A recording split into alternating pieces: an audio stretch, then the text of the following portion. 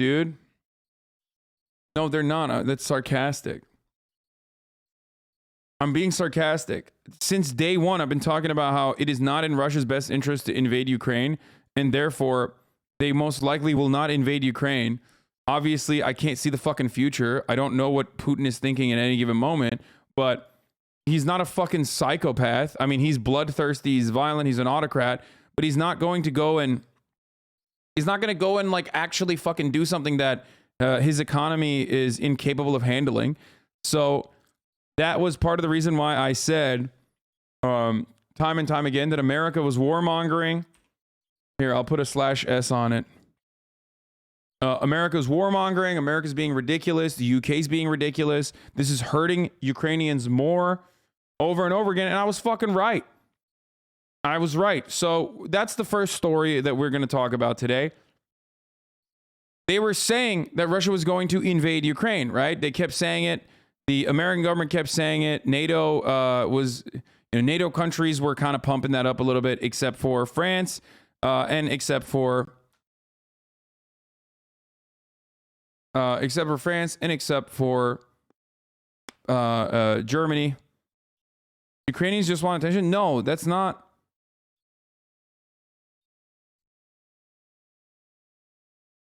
Dude, that's not true. Like, I understand being in Ukraine and fucking fearing that a large world power is at your fucking doorstep and constantly agitating, okay? And could invade a superpower that you were technically a part of historically, okay? It's not fucking clout chasing. Like, that totally makes sense that there are people who are fearful of a Russian invasion. The difference, however, is the coverage in Ukraine and the people's feelings on the ground and the likelihood that like an actual invasion could happen beyond just like regular saber rattling, okay? Versus the imminent invasion. If you look at like American news sources, if there's anyone who's clout chasing in this circumstance, it's the mainstream media and the American State Department. It's not Ukraine that's fucking clout chasing. It's mainstream media. Ukraine is losing revenue. This tweet gave me a stroke. What is this? Is it just me, or does New York Times Wordle have a major Bernie bro vibes, and is how free Wordle has been the substitute wheeled in one of these? What? Okay, stop. I don't want to see this. I don't want to ever look at a tweet like that again, okay? Anyway, here, let's continue.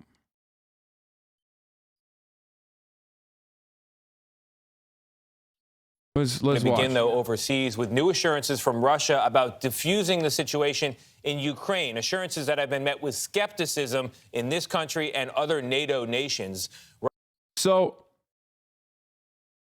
what is going on? What is going on right now? Why is this still going?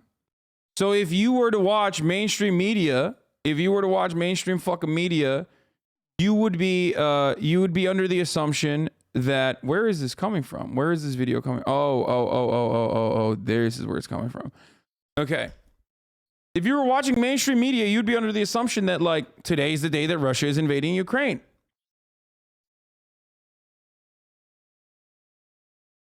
Russia has released video of what it says are some tank units ending military drills, but America cannot verify the authenticity of the claims, and President Biden is saying that there are still as many as 150,000 Russian troops surrounding Ukraine on three sides.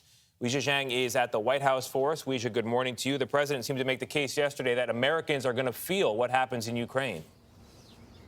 Yes, he did. He said we will feel an impact and there will be a global impact around the world. The Russian military, though, says that it is starting to draw down some of its troops near Ukraine. Pointing to it doesn't mean definitely what's happening today. What? Calling Donbass genocide and the Duma wants to declare them independent? What about massive cyber attack? Pointing to it doesn't mean it was happening today. Okay, that is actually whataboutism, dude. Like, cyber attacks are fucked up and Russia is notorious for implementing them. But also, that doesn't mean it's a fucking like full-scale invasion, okay? That's what you do when you fucked off and you realized that you were completely missing the mark on this fucking subject, and the people on the ground do not match the the actual Ukrainians on the fucking ground and their attitude towards this does not match the attitude of the American government or the State Department. Ukrainian officials have consistently negated American State Department propaganda that has like been strategically placed to escalate tensions and make it seem like Russia is definitely going to invade. They said Russia is going to invade last week. It didn't happen. They said the Russian invasion is imminent this week. It didn't happen. They literally said Russia is going to invade today, like right now. Right now, Russia is supposed to be invading.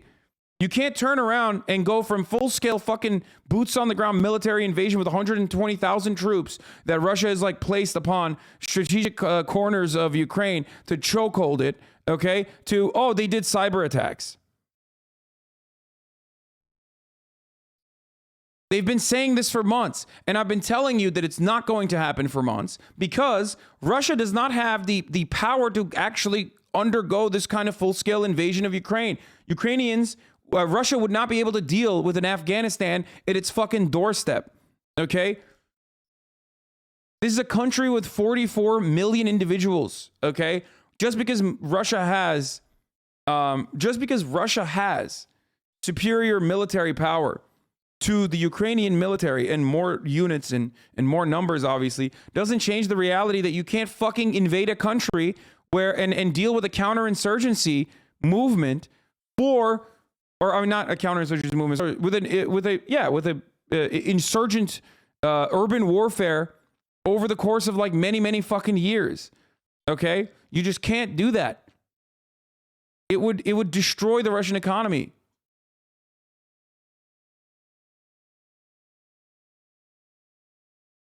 So it's really frustrating that like I have been so right this entire fucking time, and yet there are still people who are changing the fucking goalposts, moving the goalposts aggressively, and then turning around and fucking saying, well, actually, they meant possibly an invasion will happen on Wednesday. Half of you motherfuckers are saying, despite my vindication, half of you motherfuckers who have been agitating for war nonstop and just regurgitating everything that you have read in the news, okay, in American news outlets for the most part, are basically now saying, well, actually, half of you are saying, well, technically, our warmongering is the reason why Russia didn't invade. And then the other half is saying, well, it could still happen. You were so wrong, Lamau, get good. But I have been right the entire fucking time.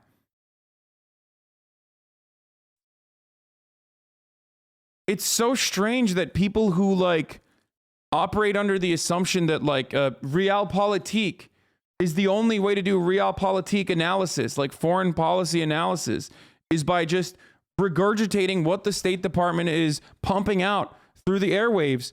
Even when you come in here, okay?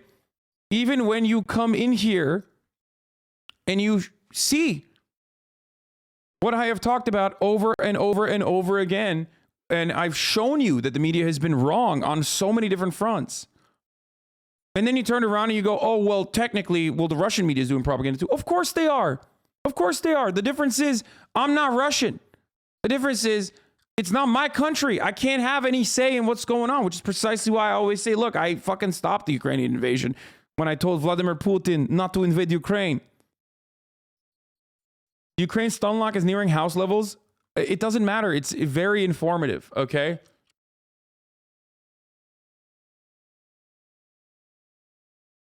This is not a stun lock. This is actual fucking news coverage. Stop calling this a stun lock.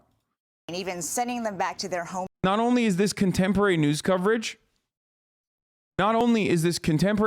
which is important, okay, but also on top of that, it's an ongoing problem, even within my own community, a community that prides itself on, you know, knowing about manufacturing consent, and a community that prides itself on like having anti-imperialist sentiment and attitudes. So that's why I feel,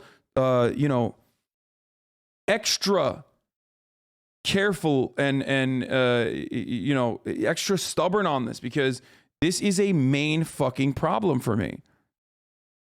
This is a real issue. I need to fucking educate people on this subject. It's a huge part of American exceptionalist attitudes. It's a huge part of American individualist attitudes.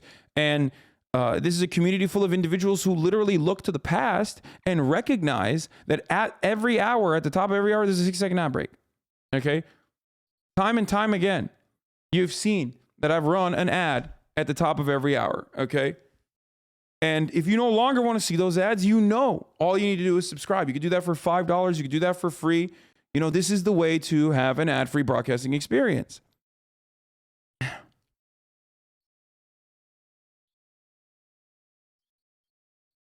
And if you're lucky, you might even get gifted a sub. But if you're not lucky, then you can make your own luck, right? I don't know, saying you shouldn't talk about something because you can't directly affect it is stupid because that's most news stories. No, dude, I'm not saying I can't directly affect it. I can't impact the American government either. But my point is, of course Russia is doing propaganda, but we're not listening to the Russian propaganda. No one here knows what the fucking Russian propaganda is. The only time people here get a understanding of what the fucking Russian propaganda is, by the way, thank you, Fabian Simplicus, for the 5 tier 1 gift subs, and Simptor for the 5 tier 1 gift subs. Here's the 1 minute ad break now. Nightmares Mass, thank you for the 5 gifted. The only time when we hear Russian propaganda is when chatters are saying, I'm doing Russian propaganda.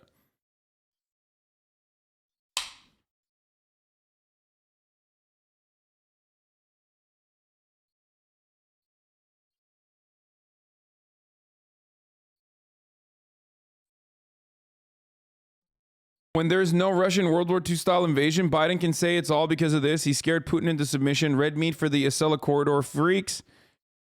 Is Sleepy Joe Biden making Vladimir Putin blink? There you go. Thomas L. Friedman, dude.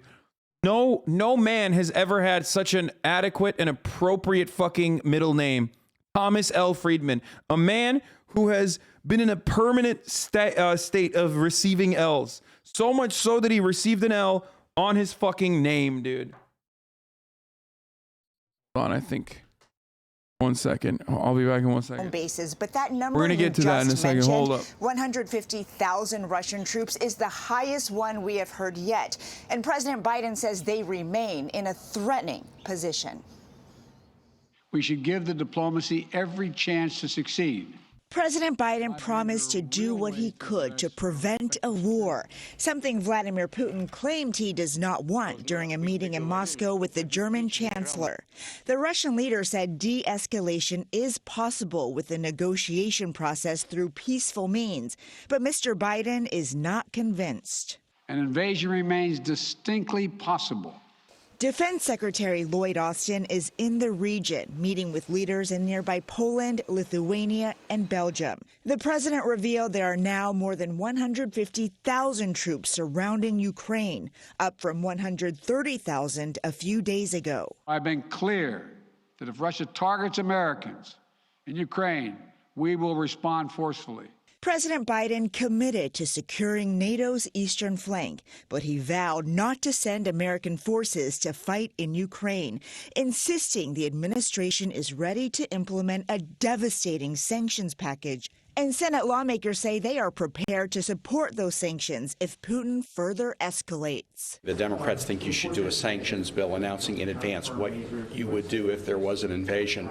The president warned that sanctions on Russia may hurt Americans, too. But the American people understand that defending democracy and liberty is never without cost. I will not pretend this will be painless. There could be impact on our energy prices. The administration is looking at a variety of ways to offset the already high gas prices, not ruling out a possible break from the gas tax. Meanwhile, Vice President Harris is heading to Germany later this week for the Munich Security Conference. The White House says it will demonstrate the U.S. commitment to NATO allies. Michelle? A lot on the table, Weijia. Thank you. At the center of the Ukraine crisis is the man who initiated it, Russian President Vladimir Putin. When asked yesterday what his country's next move is, he said it. Okay, so do you think the admin is going so hard on this to destroy from the shit show back home? It could be part of the reason. I mean, look, the Build Back Better program is fucking destroyed. All we got was like this shit ass bipartisan infrastructure bill that's like half-assed completely. Joe Manchin runs the Congress right now. It's like Joe Manchin and Kristen Sinema's Congress. And It's just it's ridiculous. Like we have massive inflation. People are not happy. Okay. So I'm confused by something you said.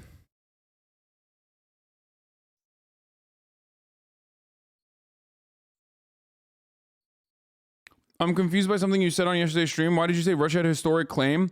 No, I said Russia has a longer historic, like Russia has more of a historic claim. That doesn't make it like a full-blown historic claim to Crimea. That's like saying the Turkish have a historic claim to Crimea. That doesn't mean it's like actually Russian, or not actually Russian. Sorry, that doesn't mean it's like it's their land or anything like that. That because someone was I forget who it was, but I think I was responding to someone who was making it seem like fucking America invading Iraq was the same as like Russia annexing Crimea. Like America has no claim to Iraq, okay? There's no historical association with Iraq.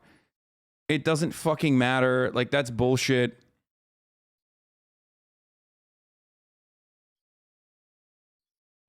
Off topic, but I think it's historically interesting. I'm preparing a lecture on environmental herbicides, and I just discovered the Reagan administration sprayed a known toxic on Georgia marijuana fields so the weed smokers get sick and stopped. Only stopped because it was too expensive.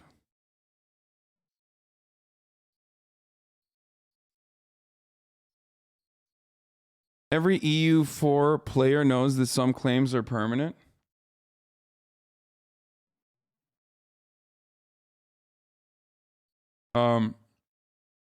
Anyway.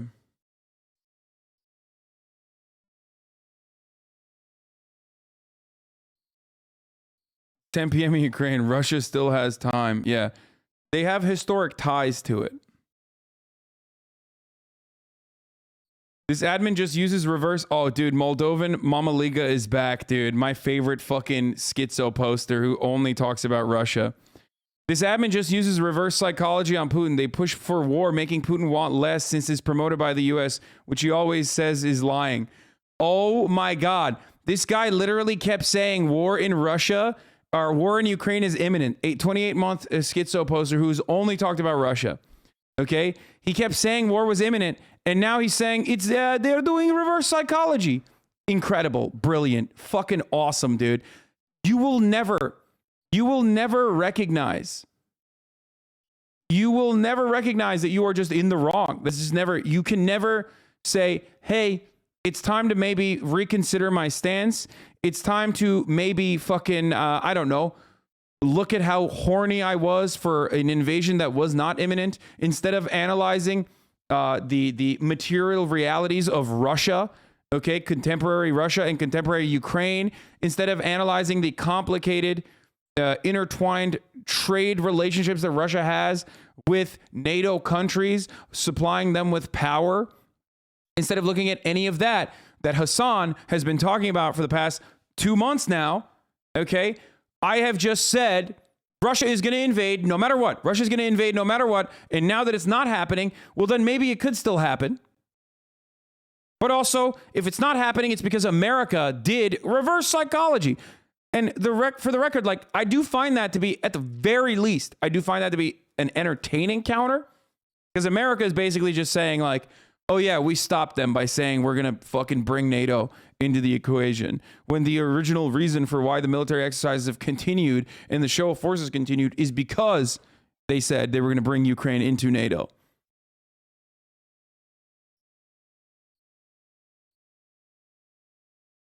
That's how,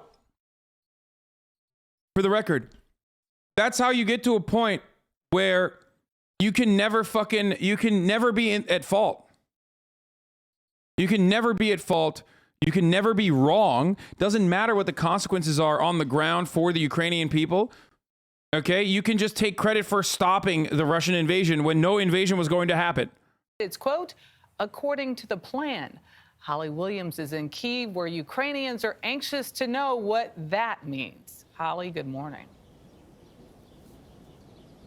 You're straight up blueing on, by the way. Yeah, I mean, you're salivating for, you are salivating for an invasion, a Russian escalation that wasn't going to happen. Okay? That was not going to happen. And because it's not going to happen, no matter what you fucking say, you keep lying and you keep changing the goalposts. Good morning. President Biden also addressed the Russian people directly yesterday, saying, quote, "You are not our enemy, and I do not believe you want a bloody, destructive war against Ukraine." But now all eyes are on Russia's President Vladimir Putin and what he decides to do next. Russia released. By the way, I got to show you guys something really funny, dude. Okay, I watched NPR The Daily, right? Is there a way to access The Daily? Or no, not The Daily. Sorry, Up First with NPR. Is there a way to access on my computer? Because I need to show you guys today's Up First, dude. Okay. I mean, it's fucking hilarious. Is there like an RSS link or something that I can click on? No, that doesn't work. Maybe I'd have to do it on Spotify or something, maybe on the computer.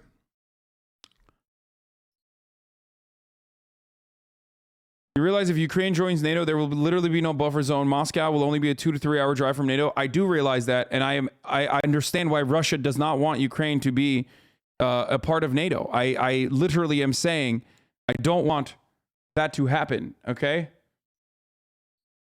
Let's see. Maybe I can do it. I don't have the Spotify app, but maybe I can just like watch the link here. Okay, here. This mean to these families. So I'm going to show you guys what Spotify, or not what Spotify, sorry. I'm going to show you guys what the NPR coverage has been looking like this morning. You don't need a poll to tell you this, but 2 new reports say the pandemic has taken a huge emotional toll on young people.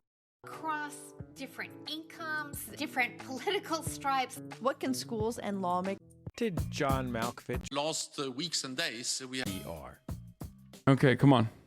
Russia claims that it has pulled some of its troops from the border with Ukraine, but NATO wants proof. Here's Secretary General Jens Stoltenberg talking to reporters this morning. So far, we have not seen any de-escalation on the ground from the Russian side.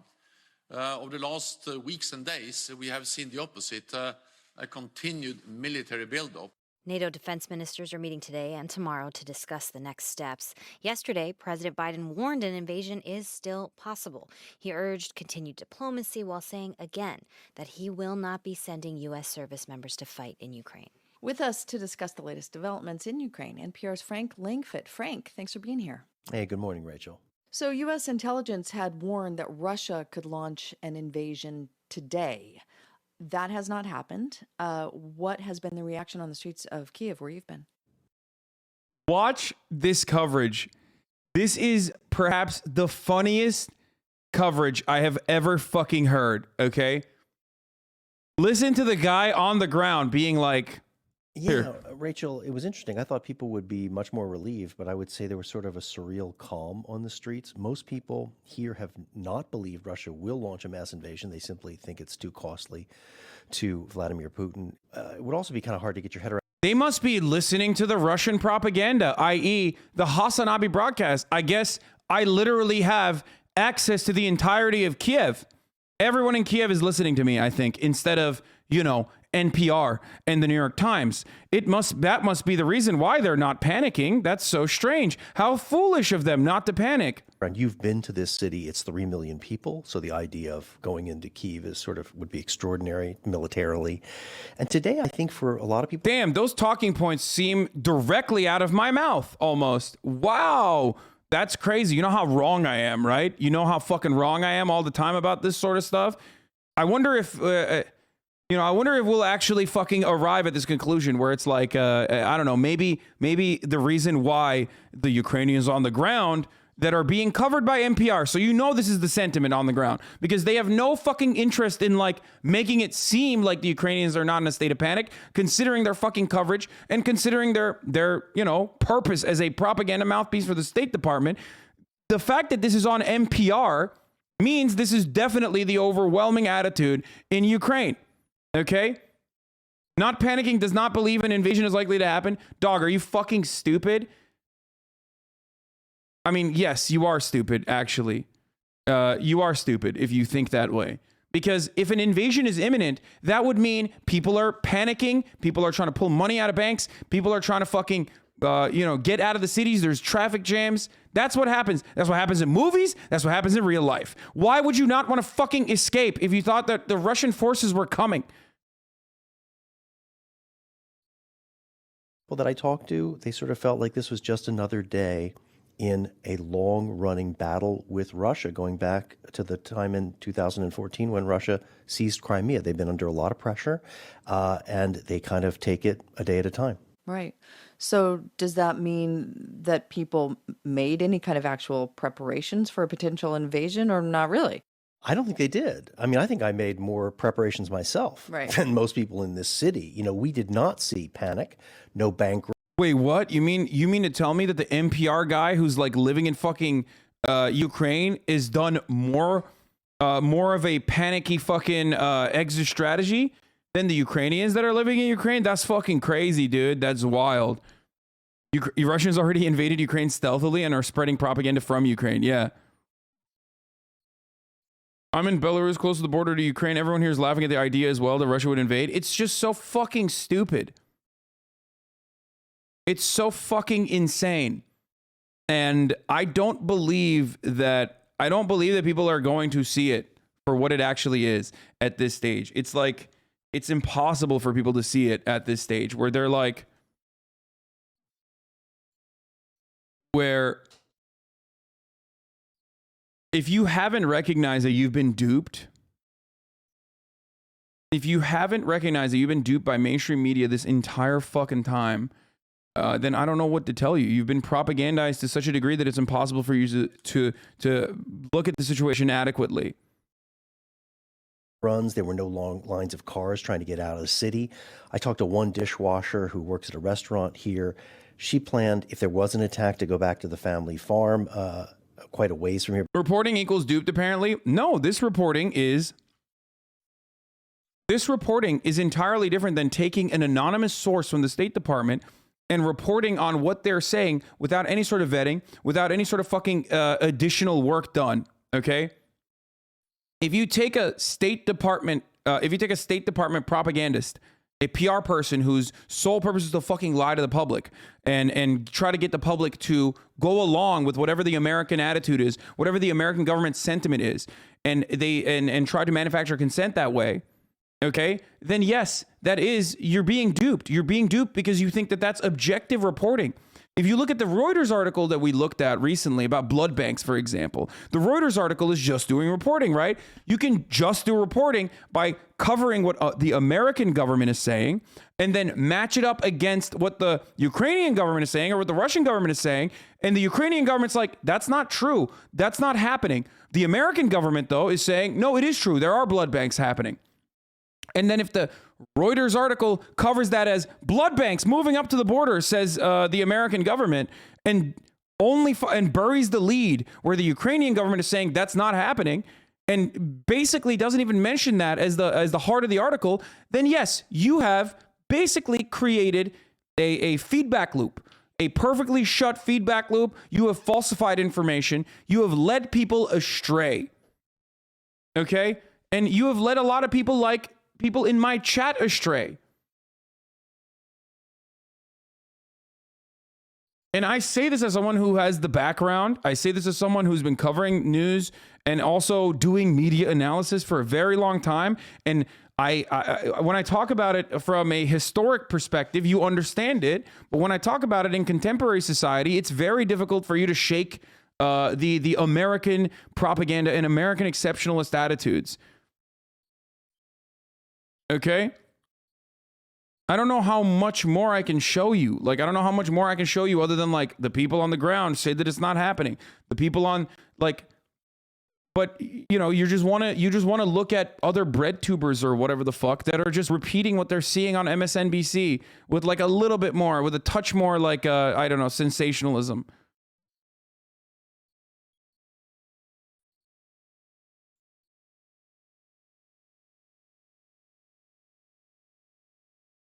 You can also mention one of the mechanisms of manufacturing consent, which is the flak machine, which comes not only from the think tanks and other media, but even from normal people at this point. Yeah, I mean, dude, in the internet era, misinformation and manufacturing consent has changed. It's not just MSNBC.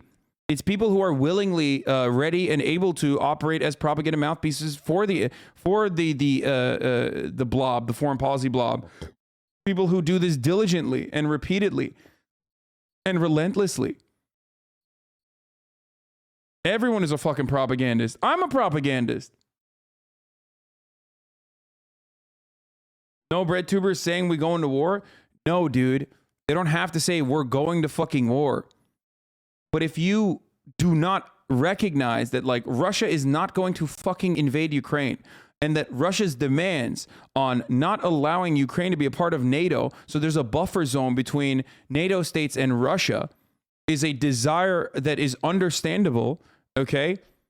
If you don't mention that, and if you're just like fucking repeating that NATO is a defensive allegiance when it's not, then you are repeating the Western propaganda. You don't have to say that they're like the war is imminent and war is tomorrow. I can't speak on it because I haven't watched these sock dems and these other like bread tube content creators. I haven't watched. I'm gonna be honest with you. I haven't watched a single fucking second of it. I know that a lot of people are like, oh, dude, watch Adam something. Watch Adam something. He's done a video. You should watch Adam something. It's like, no, I will not. I will not. I refuse to. I don't care. I don't think they have anything worthwhile to say from my point of view.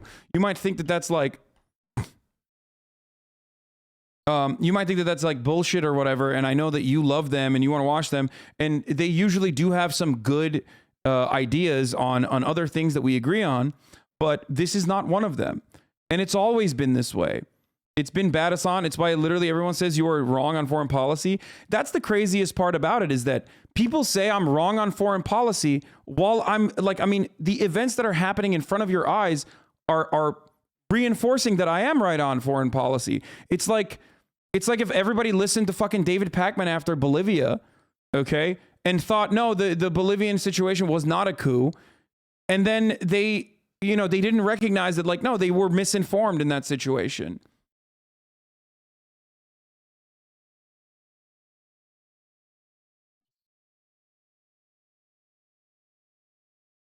My main difference from a lot of other American leftists and Western leftists in general is my attitude towards American imperialism. And I do personally think that, like, my analysis is correct. Sorry. And you can say that my foreign policy takes are bad all you want, all day, every day, but they have been true so far. It's the most different approach that I have to other Western leftists, and it's the most correct one.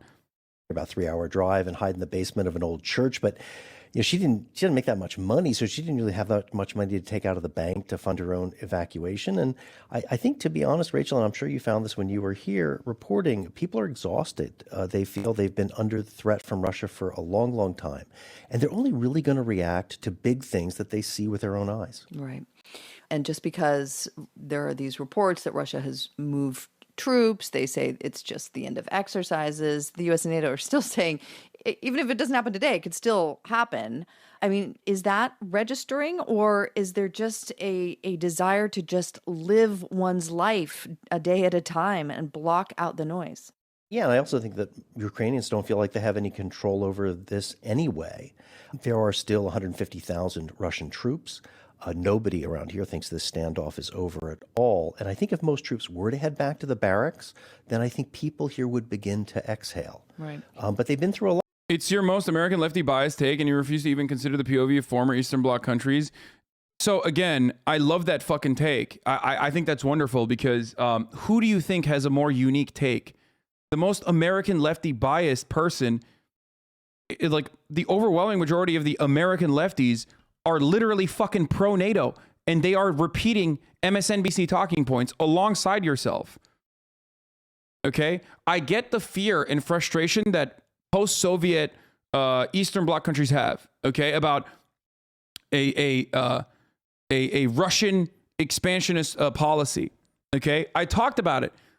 Like, one of my fucking editors, one of my main editors is literally fucking that person, okay? One of the longest people I've ever worked with that edits my fucking Ukraine videos alongside all these other videos is literally that, okay? I know. I understand it. I'm also from that part of the fucking world. I'm closer to that part of the world. But it's just so strange that you just like do not see it. You do not recognize that like a NATO alliance, and speaking from someone who has come from a country that did take the NATO alliance, someone who is a consistent, determined anti-imperialist and a leftist in general, I cannot sit here and advocate for NATO expansion. I cannot sit here and lie and tell you that NATO is a defensive pact. It is not. It's not.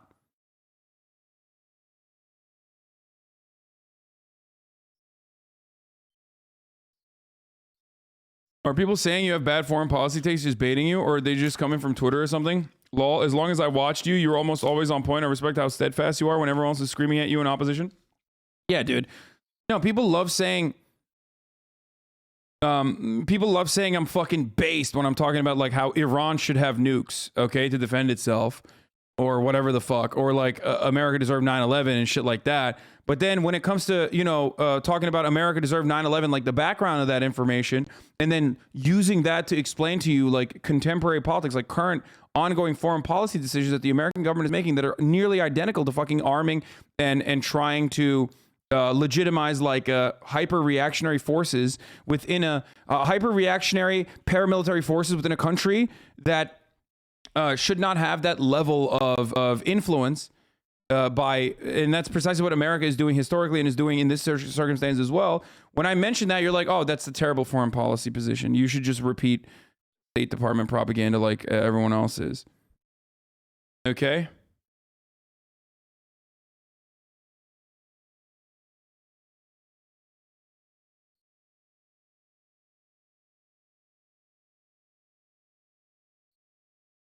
This video claiming it shows some of its troops pulling back from Ukraine's border.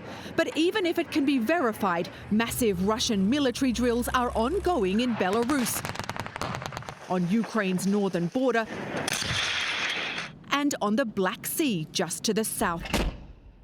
Here in Ukraine, there's no sigh of relief. Instead, cyber attacks on two banks and the Defense Ministry, though Ukrainian authorities have stopped short of blaming them outright on Russia. I have my emergency bag in my flat, and I'm ready to defend my country. It's two different countries, and they must understand that it's two different countries. If Vladimir Putin really has... Are your foreign policy views influenced by Chomsky, Ryan's, a lot of it? Yes, Chomsky has had, of course, a lot of influence in... So-called lefties would have supported Assad in World War I. Decided against an invasion. It could be because the US and its allies have made the cost too high, supplying weapons to Ukraine and threatening Putin with unprecedented sanctions hitting his inner circle and their family members. Vladimir Putin is a human rights violator and a kleptocrat and a very rich man. Bill Browder was once one of the biggest foreign investors in Russia, but then he started campaigning against Russian corruption. He told... Are you fucking kidding me, dude? Are you fucking kidding me, dude? What the fuck? Okay. Bro, this is insane. This is insane. Look. Listen. Let me just explain something to you guys, okay? This dude is the creator of the Magnitsky Act and is the co-founder of the fucking $4.5 billion Hermitage Fund, which is now closed in Russia, okay? Like, this is a fucking Western kleptocrat. That is one of the people that plundered Russia. This is a person. This is quite literally an individual, okay? And this doesn't change the reality that like Putin has his own league of oligarchs. A lot of those oligarchs work with these motherfuckers, okay? But these are the people that are the wealthy billionaires that fucking literally robbed the Russian coffers and fucked over post-Soviet Russia by democratizing its marketplace, okay? And they work alongside the State Department. They work alongside the American government and Western interests. Having this person on as an unbiased actor when they are a fucking vulturous, bloodthirsty, disgusting parasite is psychotic to me. That's crazy. It's crazy. It's literally like having a fucking general from the opposing side of the war on to talk about how fucking poggers the war was. It's wild that this is what is going on as like objective news, man. When it comes to foreign policy, holy fuck. I mean, look, American media is so bad in a lot of issues, okay? They're so bad in a lot of issues. But my Lord, they are so incredibly openly awful. So openly fucking horrifyingly bad. Like villainous. When they regularly do stuff like this, or when they regularly propagandize certain points and certain positions. Their family members. Vladimir Putin is a human rights They killed Magnitsky because of his investigation and corruption. That's Browder's motivation. But yeah, Browder is not clean himself. Even my fucking designated 28-month schizo poster recognizes that fucking Browder is a horrifying monster. Can you imagine? Like, think about that. Even that guy has to fucking come to the recognition that this is not a good person. Violator and a kleptocrat and a very rich man. Bill Browder was once one of the biggest foreign investors in Russia, but then he started campaigning against Russian corruption. He told us Putin's been treated too softly in the past, sending a dangerous message. He invaded Georgia. He took Crimea. He bombed civilians in hospitals in Syria. He... Bitch, what country are you fucking robbing Russian coffers for? Imagine having this fucking take. Dude, go deal with it in America then, you jackass. What the fuck do you mean? If there's one country that does, if there's one country that is very good at bombing hospitals, motherfucker, that's America, okay? Are you stupid? Don't give me that whataboutism bullshit, bro. The way to deal with fucking Russia bombing hospitals is not by fucking stealing Russian resources, okay?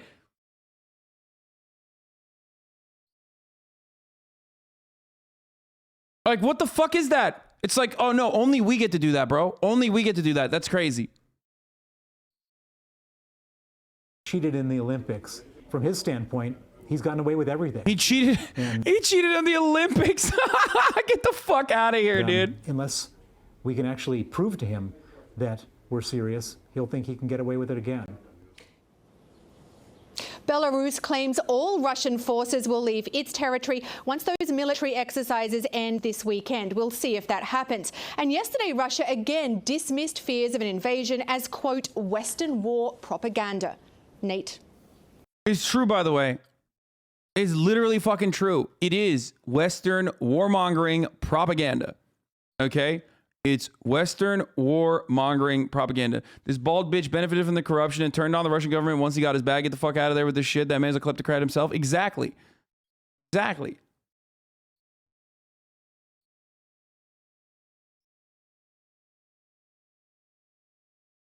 Didn't we just blow up children like 2 weeks ago? Yes, dude. Yes. Biden blew up 6 children and then lied and said the guy fucking blew himself up. And we buried it like... That happened like fucking 2 weeks ago, man. That happened 2 weeks ago. We were trying to kill the leader of ISIS, okay? Sometimes, look, a couple children are going to get in the way. They were going to be terrorists anyway, you know? Oh. What happens if when Russia invades, is it still propaganda then? No, of course not. In which case, then it's a real invasion, okay? I like that it's like not even an if, it's a when. What happens when Russia invades? Okay, dude. Yeah, totally.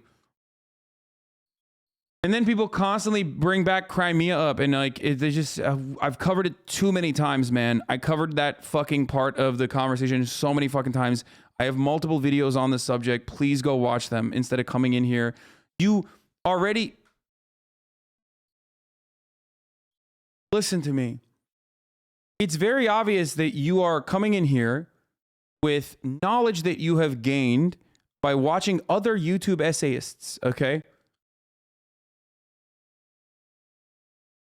I love how we say on the table like it's a menu item. War is on the menu. Eat up. Yeah, exactly.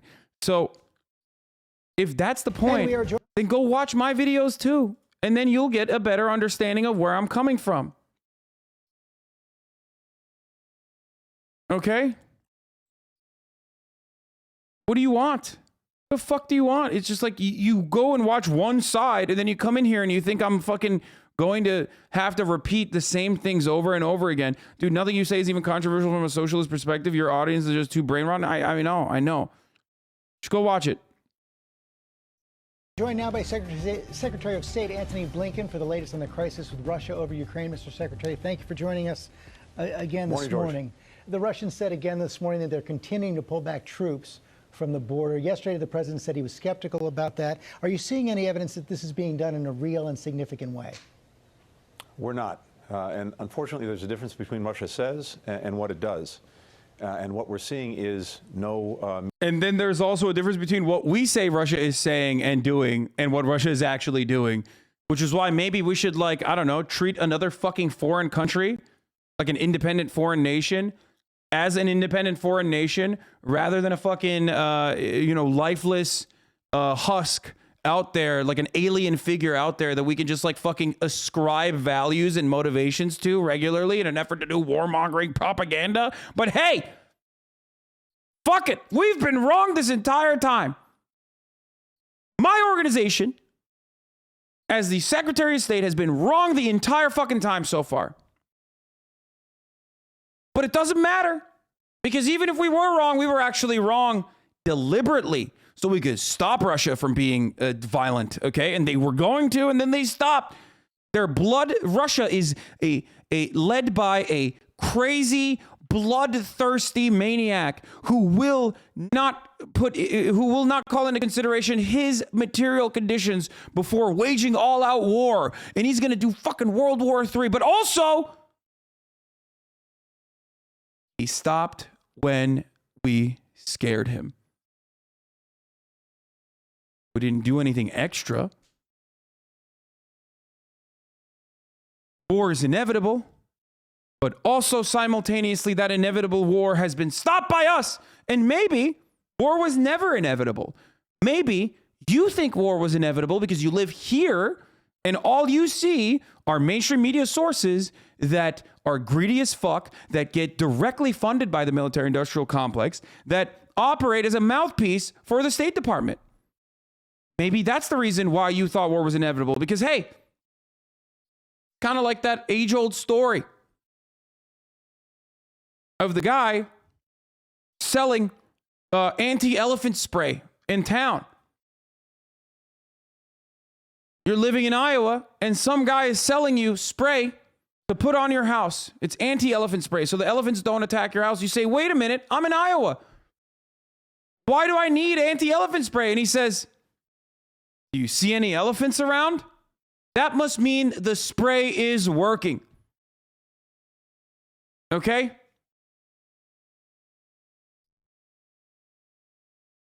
You motherfuckers are buying the elephant spray because you think that there is an elephant attack that's imminent. But you live in Iowa.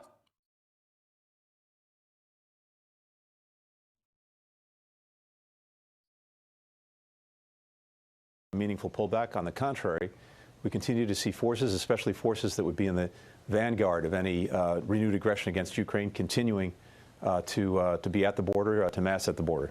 We're also heard from the Kremlin spokesman this morning, Dmitry Peskov, saying that there still is a possibility that diplomacy can work, but that Russia's getting pretty tired of these threats and warnings from the president. Well, the threats are coming in the other direction. They're coming from Russia, unprovoked, massing forces on Ukraine's borders. But there always has to be an opening for diplomacy, and in fact, that's my job. So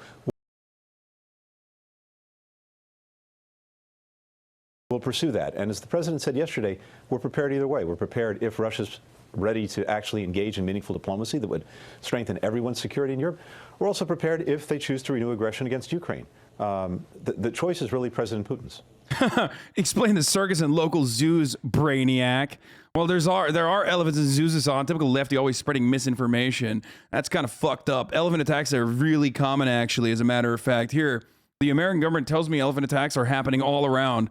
Even if I haven't seen a singular elephant attack happen in Iowa, it does not matter, actually. Hey, look at this video of an elephant attack that famously happened in the African village. That's right. Get fucked, libtard. Get fucked, you stupid Westy, you stupid Western lefty. You're so wrong. You're so wrong about elephant attacks. You know, your intelligence has suggested that the invasion could actually come today. Does that still feel possible? We said that we were in a window of time at which the invasion could come at any time. President Putin's put in place the capacity to act on very short notice. He can pull the trigger. He could pull it today. He could pull it tomorrow. He could pull it next week. The forces are there if he wants to renew aggression against Ukraine. What's the basis for a diplomatic solution right now? Look, George, we shared ideas with Russia several weeks ago about ways on a reciprocal basis, with each side taking steps, we could actually improve security throughout Europe. We did that in close coordination with our European partners and allies. We're waiting for a response from Russia. I spoke to Foreign Minister Lavrov yesterday. He said a response was forthcoming in the next few days. I just came back from watching leftists defend NATO, and he said, "Why do leftists crumble in foreign policy issues?" That's such a straight, like, they're not leftists, dude. I'm sorry. Like, I'm not a fucking gatekeeper, but like, I guess this is one area where it's like I am being kind of fucking gatekeepy and it's annoying, but like, how are you a fucking leftist and then you routinely talk about domestic issues and you talk about the fucking military, you talk about American imperialism, you talk about how fucking devastating it has been for so many countries all around the planet, Latin American countries, so many fucking post-World War II Western countries and Eastern countries have suffered as a consequence of the Cold War, what America has done throughout the Cold War, all this shit. And then you say ACAB, you talk about fucking policing as an institution and how fucking morally bankrupt it is, especially under like a bourgeois, especially under a bourgeois organization of the economy. And then you fucking literally look to NATO, the world's policing system. You look to NATO, which is an extension, an organization dedicated specifically to destroying communism all around the fucking world, an ideological warfare against communism all around the fucking world. And you say, no, that's actually good. It's defensive. Even though it's not defensive, it is offensive. It has always been offensive, and it will continue to be offensive. Okay? Like, that is, like, why are you a leftist then? It's just like you're aesthetically a leftist, I guess. Like, it's wild. That's like, I mean, that's like basic socialist principles, this basic anti-imperialist principles. Is to say like, hey, listen, like, I don't think America should be the fucking world police. You can't fucking turn around and be like, no, I think America should be the world police, actually. It's fucking dope. I think my analysis on this is also relatively more reasonable.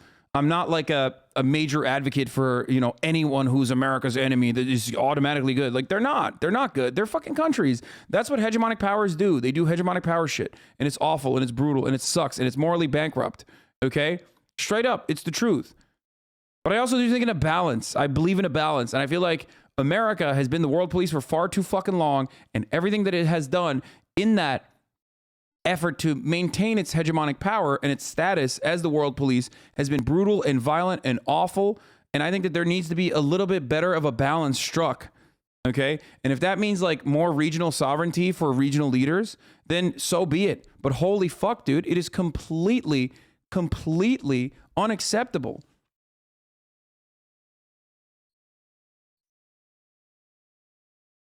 Yet you again confuse American world policing and imperialism with the purpose of NATO ensuring European peace. Explain to me how NATO was ensuring European peace when they were bombing Libya. Is that what they were doing?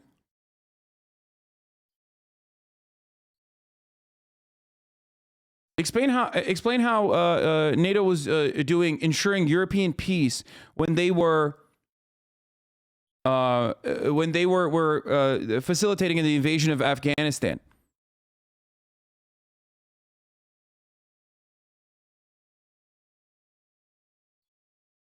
Can you explain to me how that worked? Were they doing healing bullets, or when they when they give lethal aid to Ukraine?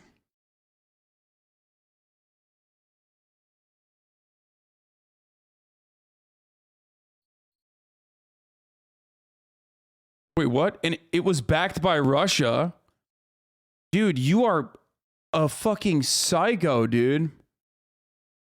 You are completely a fucking psycho. Like, what?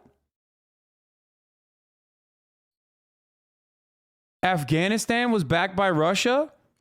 Like the new Afghan invasion? Like the one that was like 20 years ago? What? That's got to be bait, right? An 18-month subscriber can't be this fucking stupid, I hope.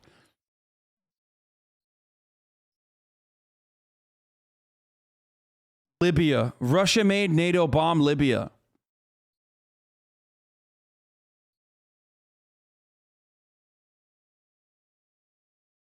Is the big bad Russians in the room with us right now?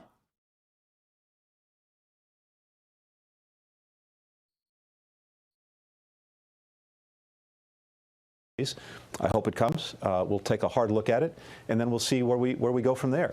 But lethal aid to Ukraine makes sense. It makes a Russian invasion more costly and thus unlikely. Dude, that is so fucking stupid. A Russian invasion into Ukraine is incredibly costly and unlikely, even without the $500 billion of fucking support that we're pumping into the country in the form of lethal aid. You're out of your mind.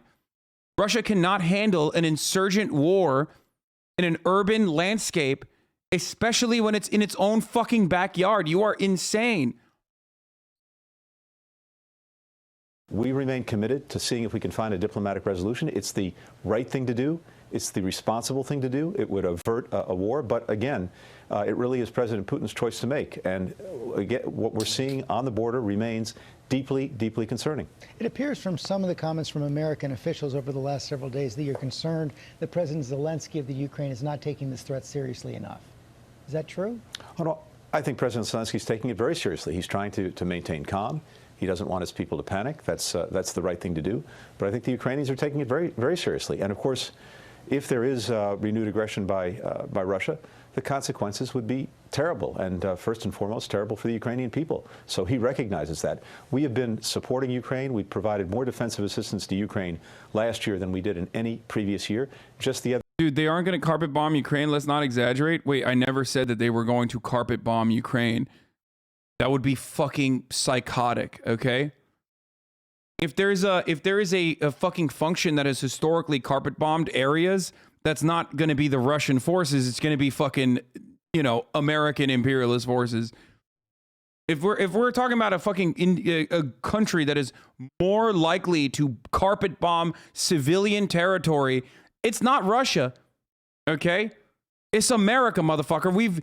It's like whenever people say, you know what's really funny about that? People always say like, oh, this country can't have nukes. That country can't have nukes. They will be irresponsible with it. There's only one fucking country on the planet that's used them though, dude. What are you talking about?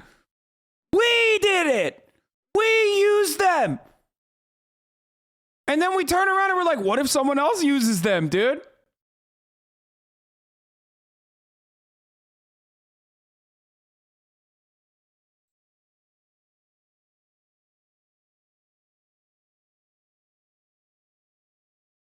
Okay, so boom. We was mad at Big T for being cool with Big Bang. What? Russia has 70% of the forces need to invade Ukraine and it's getting a little scary in the streets? What? Okay, so boom. We was mad at Big T for being cool with Big Bang P, but Big Bang P just linked up with China. And if I'm not mistaken, Big Bang P is one of the richest men in the world, and everybody and their mama owe China some money, so we might have an issue. But this what happened. Big Bang P was looking at Ukraine, and he like, I like that territory. It's like real close to Russia, and I feel like it belongs to us, so I'm finna come get it. So he didn't move his military close to the border, and he letting them know, like, I'm finna come get it, like, just letting y'all know, right? And so Ukraine is like, we don't know what he's gonna do. I've never been closer to video gaming myself in my 10 years of covering the news until this very moment. Like in my mind, I thought about doing like a ritualistic video game, of course, in a video game, ritualistic style seppuku, where I bring in someone else, okay, with another katana, okay,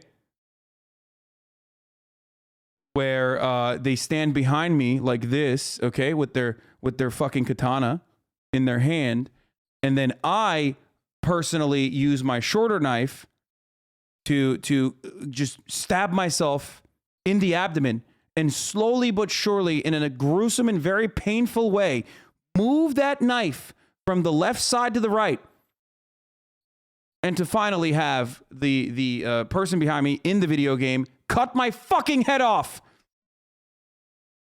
Holy shit, dude. What is happening in this? What is going on, dude?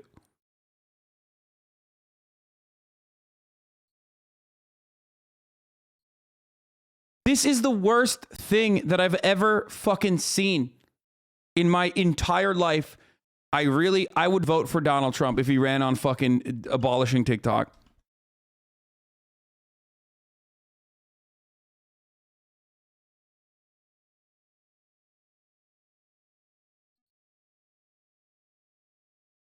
Straight up. If Donald Trump was like, we're banning TikTok, I'll vote for him. I don't give a fuck. I'm a single issue voter. Okay? I'm a single issue voter, and that single issue is banning TikTok.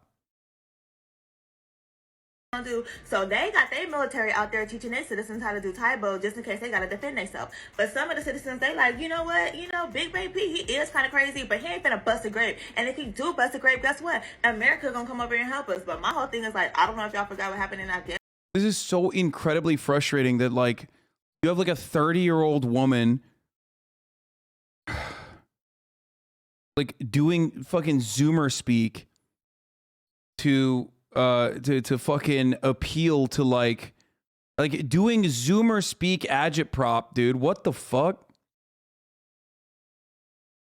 Damn, bro. I think Hasan does hate black people. It's, dude, black, white, it does not fucking matter who it is, okay?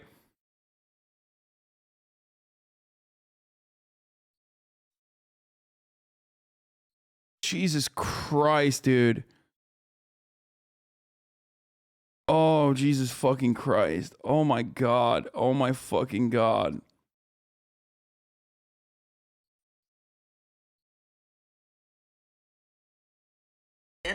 But we was over there for over 20 years. And it's like all the white people being like, yes, sis. Yes, sis. Yes, sis. Slay girl. Material girl. Materially supporting Ukraine with lethal aid, girl.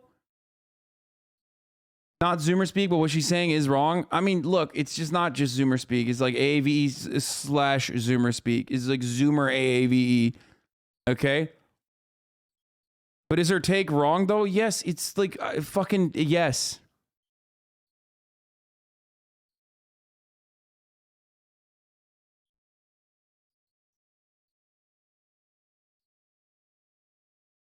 And nobody understood the assignment. So personally, I just would not put all my eggs in the American basket. Bro, this literally seems like this is like what fucking like annoying white wine moms do on Twitter. Like, you know, when they are like in the fucking foreign policy blob, and they're just like fucking, they'll be like, "Ooh, Ukraine really understood the assignment."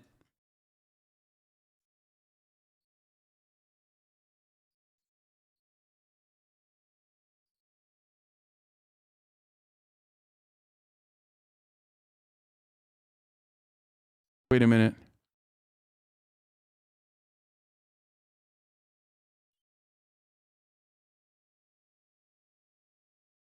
She's a lawyer, though. Dude, who cares? There's like fucking people with crazy fucking degrees. I have to pee really bad. There are people with crazy fucking degrees that have dedicated their entire lives to fucking foreign policy, and they're completely missing the mark. Okay?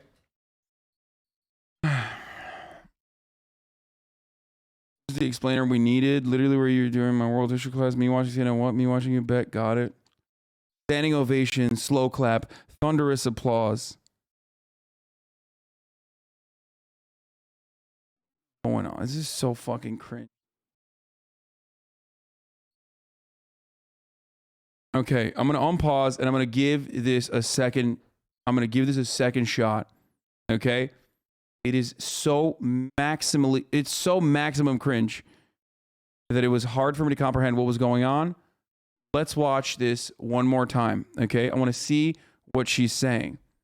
And I'm going to move beyond like the way she is fucking putting, like stringing along every single fucking like beaten to death fucking terms and slang to see what she's saying. Okay, so boom. We was mad at Big T for being cool with Big Bang P, but Big Bang P just linked up with China. And if I'm not mistaken, Big Bang P is one of the richest men in the world, and everybody and their mama owe China some money. So we might have an issue, but this is what happened. Big Bang P was looking at Ukraine, and he like, I like that territory. It's like real close to Russia, and I feel like it belongs to us, so I'm finna come get it. So he didn't move his military close to the border, and he letting them know, like, I'm finna come get it. Like, just letting y'all know, right?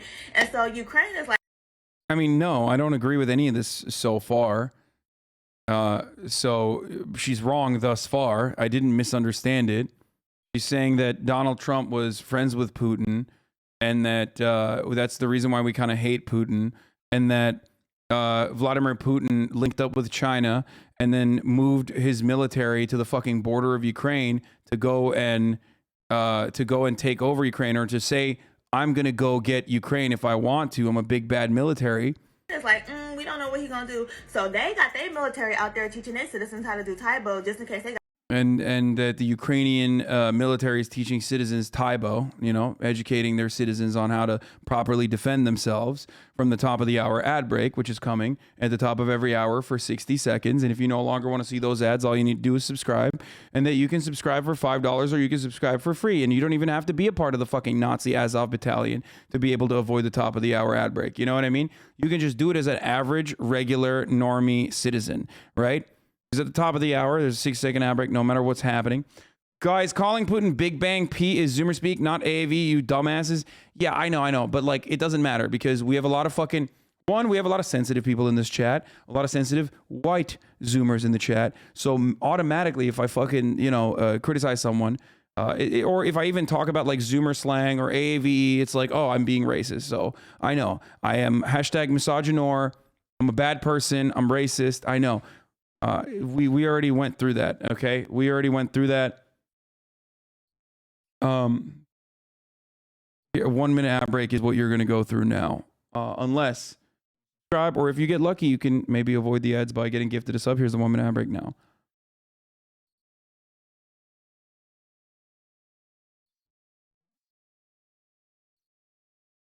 Man, I love the ad breaks as a sub after being regularly subjected to them.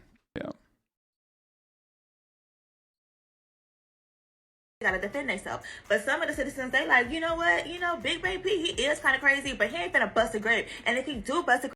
Okay, this is the part where I do agree with her, though. I didn't get to this part yet.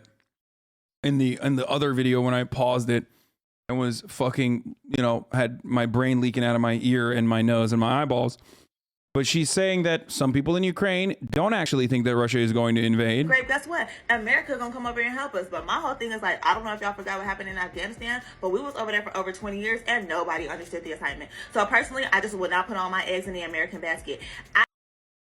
Yeah, and she's saying that America totally fucked up Afghanistan for 20 years, and therefore it's dumb for America to be involved in the situation. So she is right. Didn't get to that part in a 30-second TikTok?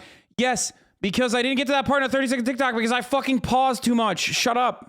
I done seen the type of people that are American military employed, and no disrespect, but y'all need to go to them continuation schools in the hood and go get you some real shooters. That's all I'm gonna say. But anyway, so Biden done hopped in, right? So Big Daddy Biden, he done hopped into the mix, and he like, look, P, stop playing with me. I know you're trying to be funny because America over here arguing about abortion rights and affirmative action during Black History Month, but I ain't got time for this right now.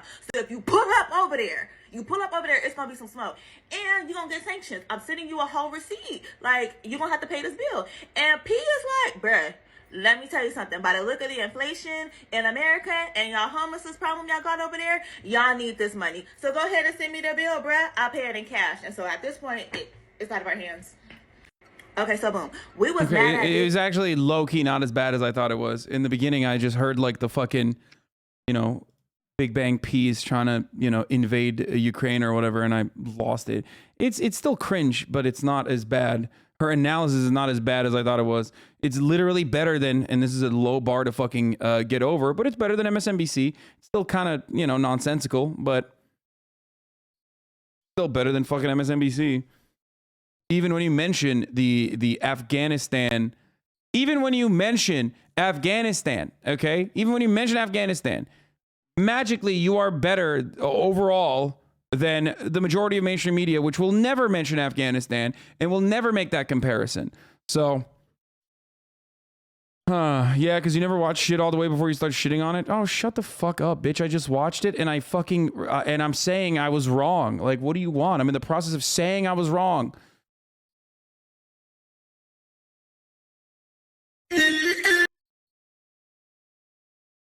Why did I click on a link from 39 Poop Sock?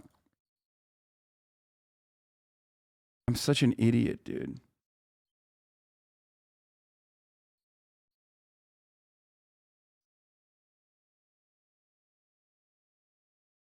What? You heard the AAVE and dismissed her. Sit down. Fix your face. You didn't even give her your brain 2 seconds before you hear what she's saying. You heard her voice and her body language and dismissed her. Bro. You shouldn't have timed her out for 10 seconds. Or you shouldn't have timed her out for 5 minutes. That's a fucking permaclap. Okay? No, I didn't fucking hear the AAVE and dismiss her immediately. Okay? Abby Petalin. I heard what she was talking about, Big Bang P, and his interest in going into fucking war with Ukraine and saying, this is our territory, we're going to take it over, and watching it be packaged in a Zoomer appropriate, watching it be packaged in a fucking Zoomer adjacent, AAVE induced. Don't look at the PFP. Wait, why?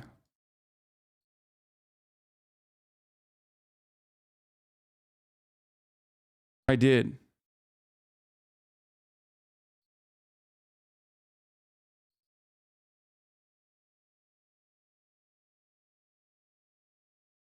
That was not AAVE. That's what Zoomers think AAVE is. Yeah, it was fucking annoying. I mean, it's like, it's a character, by the way. It's not even like, that's not, you're making it seem like that's like regular when it's not, when it's complete, when it's an exaggerated version, okay? So weird. Yeah, guys, go ahead. I'm fucking racist, okay? Yeah, you got me. It is performative. It's over exaggerated. And the deliberate reason for why it's over exaggerated in that regard is so that it's like, so that it gets white people going, yes, sis, slay, fucking slay. And I will fucking stand by that, okay? I'm sorry. And regardless of the AAVE, that wasn't the reason why I fucking jumped on this, okay? This is not real AAVE, a white. It was AAVE, but it was obviously over-exaggerated to appeal to Zoomers. You are literally correct. Exactly. I don't know why fucking people make this seem like it's just... I mean, dude, the TED Talk, it got across. The goal of it was to get fucking the TED Talk account to be like, yes, sis, you're fucking killing it, okay? And it worked. It worked. CNN, consider this an audition. This is the explainer we needed. Clap, clap, clap, clap, clap. Standing ovation, slow clap, thunderous applause. This is the best explainer on Ukraine ever. Like, white people literally fucking treat black people like they are a cartoon, okay? I'm sorry. It's just the fucking truth. It is so insane that, like, white people literally look, even if they're fucking liberals, they look at black people like they're a totally different entity and go, oh my God, look, a black woman is doing AAVE Zoomer slang that's over-exaggerated. Preach, sis. Preach, sister. And that shit triggers the fuck out of me, okay? So when I fucking say that shit, you then turn around and you're so excited to, like, you're so excited to jump down my fucking throat.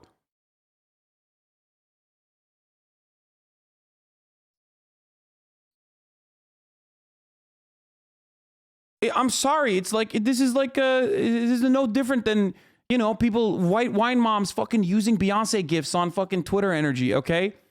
It's just the truth. It's just another way. It is just another way of otherizing black people from a more tolerant, liberal point of view. r/next fucking level. Black person graduates from Harvard. Exactly. And it's like, I'm sorry, dude. I know a lot of people fucking, I know like there's no context on the internet, and you've probably seen fucking enough videos of me like from other people on, Black Twitter that is like, yo, Hasan's fucking racist. Fuck this guy. You white liberals, you white leftists, you're getting too comfortable or whatever. So you've seen enough of that to like already have a bad opinion of me on race issues. But if you have like one fucking black friend, okay, just one, that's it. If you have one black friend, and you will recognize that this is just, the way that people react to this, the way that liberals react to this is 100% like it's patronizing. It's weird. It's like, oh, it's great. Look at her. It almost feels like a parent looking down at a child and being like, look, she did something. And it's really fucking weird. It's weird as fuck. Black people becoming exaggerated stereotypes for white audiences, the tale is all this time. Yeah, it is condescending. It is condescending. That's a great take. That shit's always been really weird to me, but I couldn't articulate why before. Yeah, I mean, it is. That's what it is. When I see that, I'm like, that's fucking whack. It's whack. It just like triggers a part of my fucking brain that it like frustrates me. Look, racism, white supremacy is so insidious, okay? It is so significant a part of the American experience, okay? That it is reinforced in every facet of our lives, and it is reinforced in every fucking part of the ideological spectrum, okay?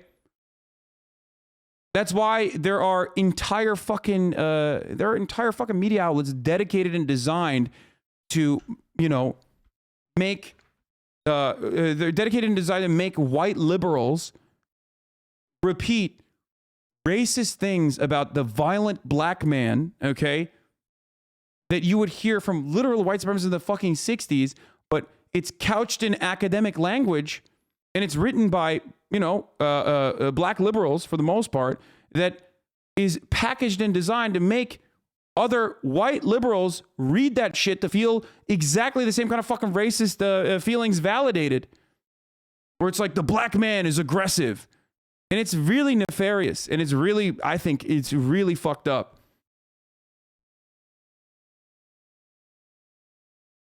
Anyway. Like when you fucking always constantly and consistently hear about black men being so violent, but it's written by other black people about like how black men, cishet black men are just as bad. They're the white men of the black population.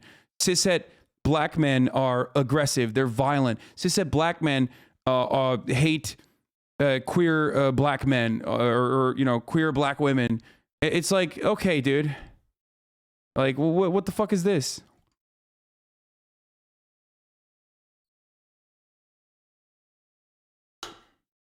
Shut the fuck up, Hasan.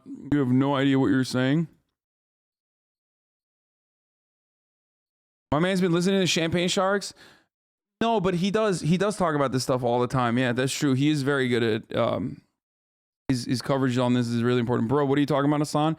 This is quite literally a fucking deep dive into black people's business that I normally don't fucking mention because this is a mostly white audience. So there's no reason to talk about this. This is like intra-black community conversations and arguments that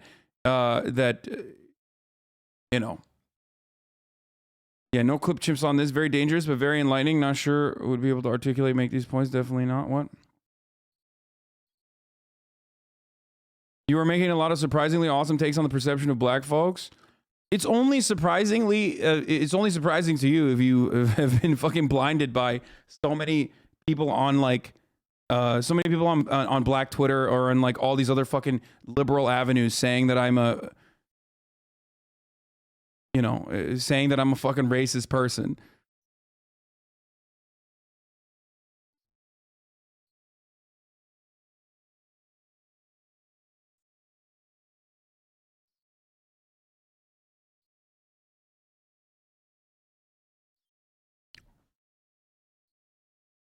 You're right, but they're gonna get you. So many posts are gonna be like, HasanAbi says this during Black History Month. Yeah, probably, but it's just the truth. There are a lot of people that fucking get mad.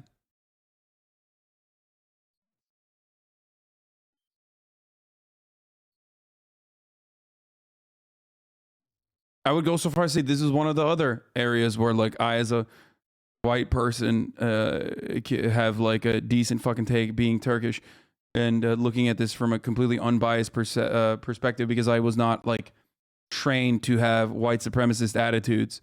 How can he be racist when we don't even know what race he is? Me about you, the media if they asked. To the media if they asked.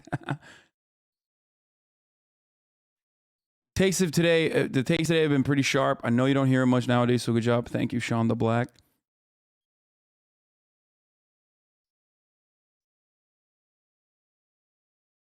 Hasan, you're right, but don't you not do the same kind of thing to appeal to Zoomers who are addicted to the internet? What do you?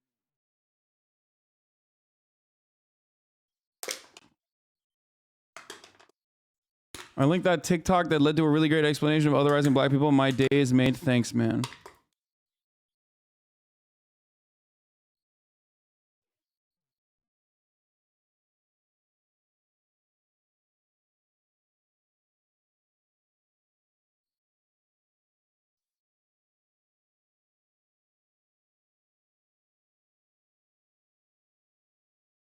Anyway, let's continue. So while we were talking about it, and by the way, I was wrong to immediately judge it in the way that I did, because I see so much like warmongering propaganda that I originally had assumed that person was also repeating that, but with like Zoomer slang, you know what I mean? Or hyper exaggerated AAVE version of like State Department agitprop. And I was wrong, and I admitted that I was wrong. And you know, and then people still want to get fucking mad. And see that it's because like for this reason or for that reason. It's just like, no.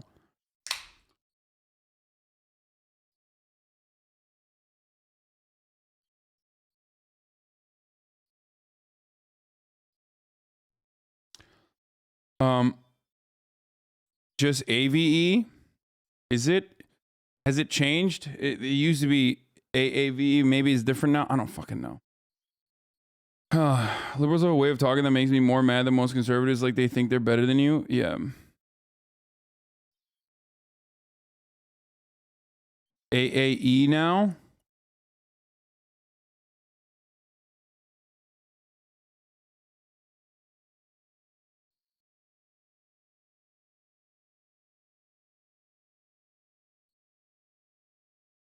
All right.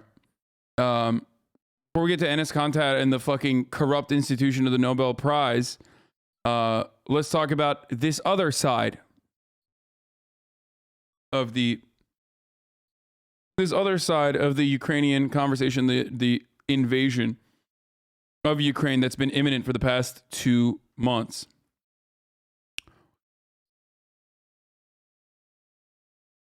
Okay. The head of Zelensky's servant of the state, servant of the people party in parliament claims Western media hysteria has now...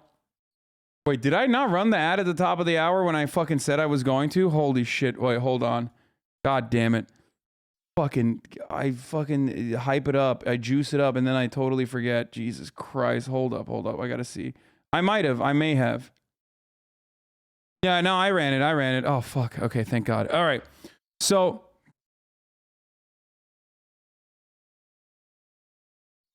head of Zelensky, servant of the People's Party in Parliament, claims Western media hysteria is now costing the country $2 to $3 billion every month. Calls CNN, Bloomberg, and Wall Street Journal coverage worse than Skabiva and Solovyov, top Russian state propagandists. The reason why they're saying this is because all of this non-fucking stop, like Russia is going to invade, Russia is going to invade, Russia is going to invade arguments and agitations have obviously it caused fear, struck fear in the heart of people that wanted to go to Ukraine for tourism. Okay, people that have business with Ukrainian companies. It has led to foreign investment pulling out of Ukraine.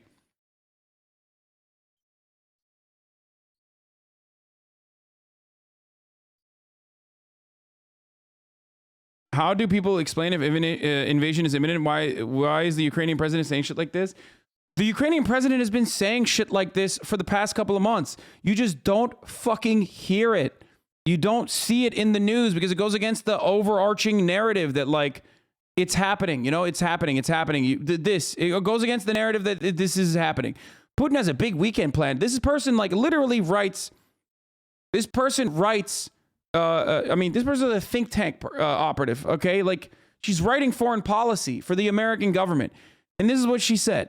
Putin has a big weekend plan in Ukraine. He's going to cut power and heat, knock out Ukrainian Navy and Air Force, kill general staff, and hit them with a cyber attack. She's at the Atlantic Council, dude. Then install pro-Russian president, and 3, resort to full-scale military invasion if Ukraine doesn't give in. What happened, dude?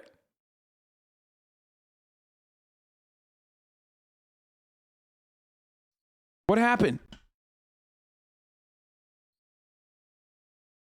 Bro, you are so wrong. Everyone's going to Ukraine. I just saw the U.S. send their army near their full cap. I don't understand what you're trying to say.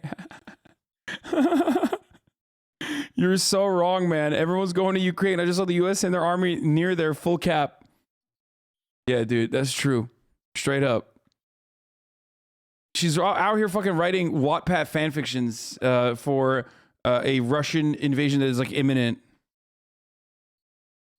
And it has not happened yet, but, you know, the impact of it is still consequential.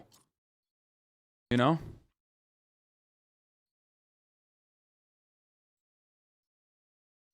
She's just claiming the date is... Oh, Alan, thanks for the love, but I'm not deleting it. We don't live in Old Testament times. No one is going to cut off my hand for getting the date wrong. Oh, she doubled down on it. Deputy Director of AC Eurasia, the Atlantic Council, Eurasia and Atlantic Council... is saying, you know, she got the date wrong. This is literally Elon Musk, dude.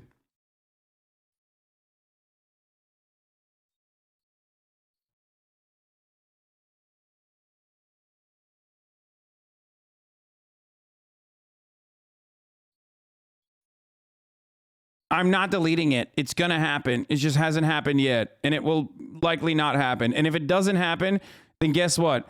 It's actually not happening because we successfully thwarted an attack. Oh, my fucking Lord. Okay. Every media figure claiming imminent invasion could just blame the Havana sickness effect on their brains from the microwaves for getting it wrong. Yeah, that. Remember when the Havana syndrome was real too? God, I'm so fucking right, dude. It makes me mad how fucking right I am, even though you motherfuckers still come in here and you say stuff like, Hasan, I don't think you're right on this one. Your foreign policy takes are so bad. It's like, dude, I've literally been right on every fucking, like, State Department propaganda talking point. Holy fuck.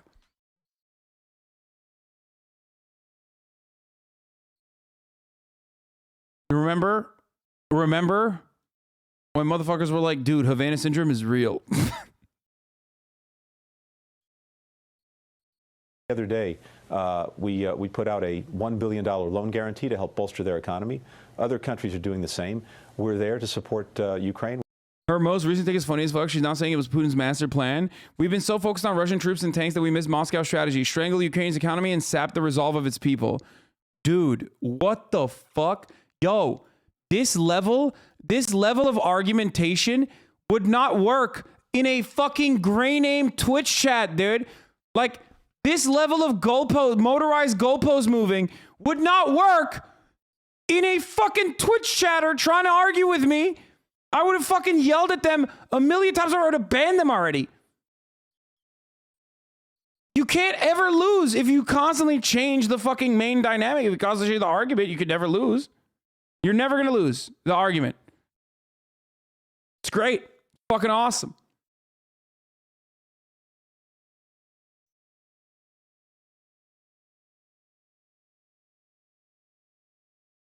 Let's finish blinking, though, and I'm going to go pee while this plays. We're there to help it defend itself if there's Russian aggression. But the president ruled out American troops. Can the Ukrainians handle the Russians on their own?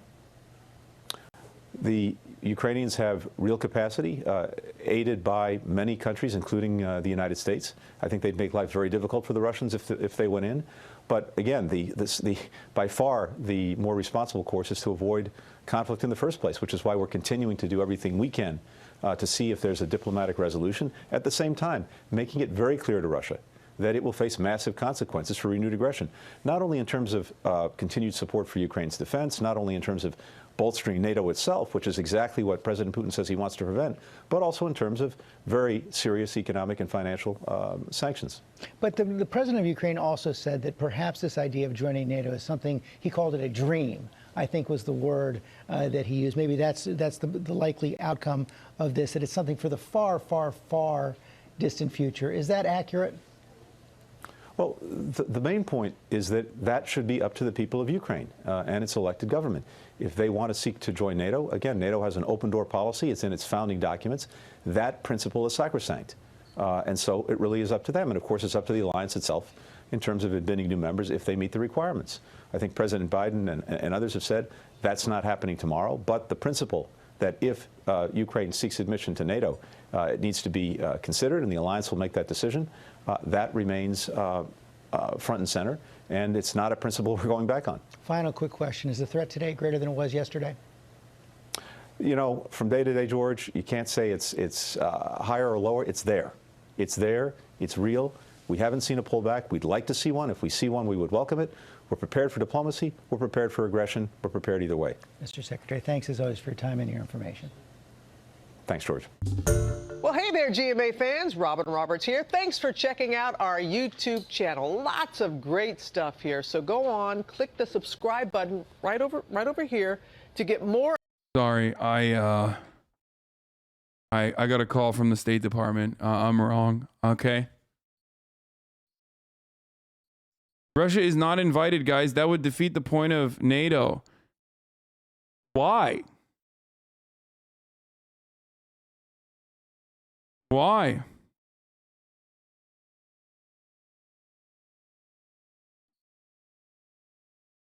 What is the point of NATO, West Elm Caleb? Dude, this motherfucker definitely works for...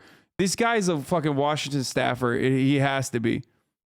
He has to be. Like, he's just admitting that it's an anti-Russian coalition then.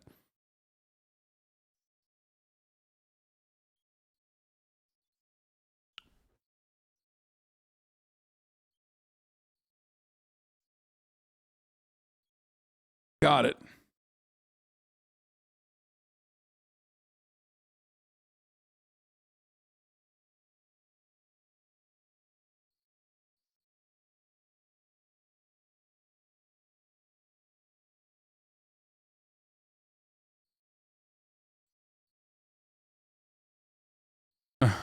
Russia wouldn't join NATO because then it would have to get involved when it attacks itself. The haircut looks fresh. Sheet? No, I don't have a... It's not a haircut. I just tied my hair up in a bun.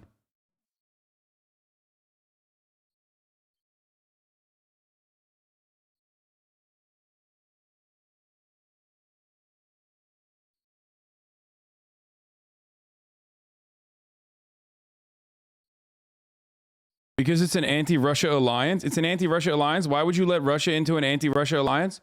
Oh, so it's okay if an openly anti-Russia alliance decides to fucking expand into Russia's doorstep, and then Russia takes aggressive and decisive action against that instead of having a supposedly neutral buffer state like Ukraine exist. No, I got it. That's really cool. We are in agreement, my friend. We are literally in agreement. So now you understand why Russia is engaging in the actions that it's engaging in. No, it's cool. He's PMing people in the chat, tell him to chill out. American dog, fuck you. That's what he's saying. You are ignoring Ukraine's desire then? Of course I'm ignoring Ukraine's desire, dude. 1000%. What's up, dude? Okay, Ukraine wants fucking nukes. Do we give it to them then? Fuck the denuclearization agreement. Ukraine wants nukes, okay? Fuck it. Ukraine wants fucking like literal bases and just like Turkey has rockets trained at Russia. Sick. Let's just do it.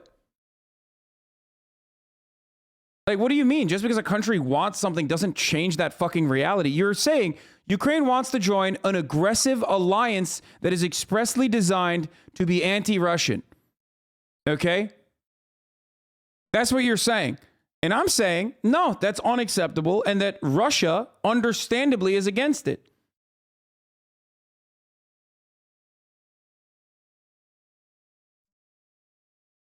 You get it. You get it. A lot of you get it. You just act like you don't get it, specifically to make it seem like you have an argument here. So very cool that we are on board.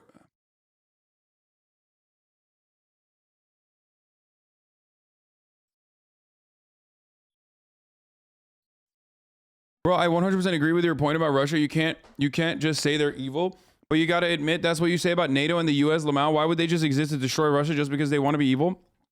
No, they don't exist just to destroy Russia. Okay, it's an anti-Russian pact. It's an anti-Russian allegiance that was created specifically to destroy.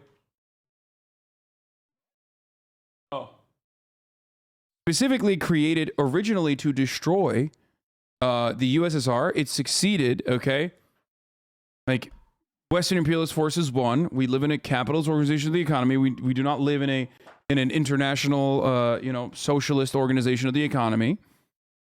Okay? So in the aftermath of that, NATO should have been completely fucking abolished, but it did not happen. It did not happen. And instead, NATO continued to expand. NATO continued to expand into Russian borders, moving beyond the North Atlantic Sea. Okay?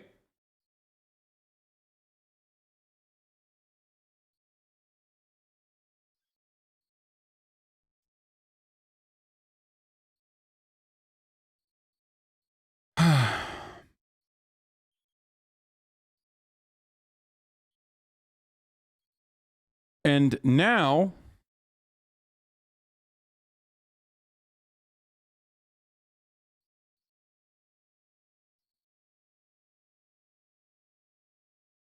looking for my gum. Sorry.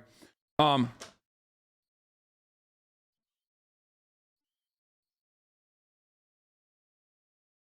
gun, gum.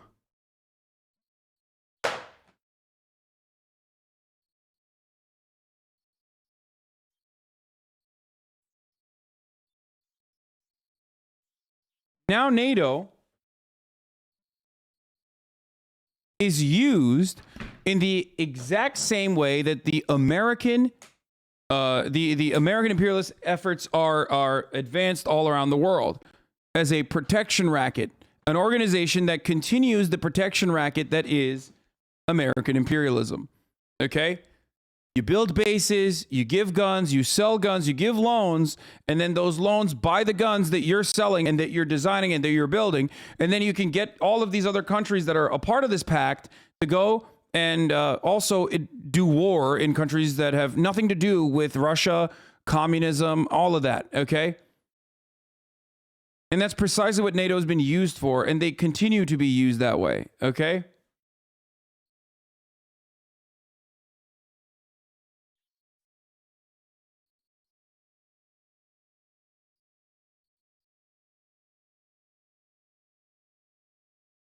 You say NATO expands if they conquer the Baltic countries. They beg to join because otherwise Russia would be harassing them with the excuse of Russian minorities living there. Under NATO, the living standards improve greatly as opposed to Ukraine, which can't progress due to Russian instigated conflict. Wait, really? That's why?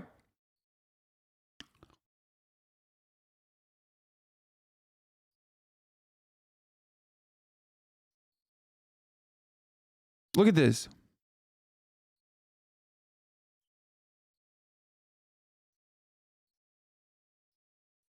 My favorite part of this conversation is like they begged. You know what I mean? They begged. Yeah. It's like understandably, being understandably fearful of an expansionist country that has historically been a fucking empire that ruled over all those lands is one thing. Okay?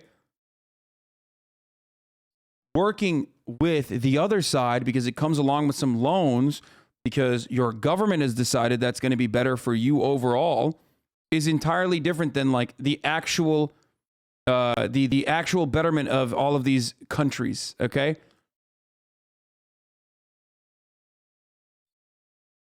Somehow there's still no NATO base in the USA with foreign soldiers who are stationed there. Yeah, what's up with that? I wonder. Dear Lord, I can see why Kanye got frustrated with you with all the alarm about a Russian invasion. Oh, I saw this one. This was really good. With all the alarm about a Russian invasion of Ukraine, it's important to keep in mind the alarm itself and using the U.S. media to keep that alarm ringing is part of the Biden administration strategy to keep the pressure on Kremlin. It is the strategy.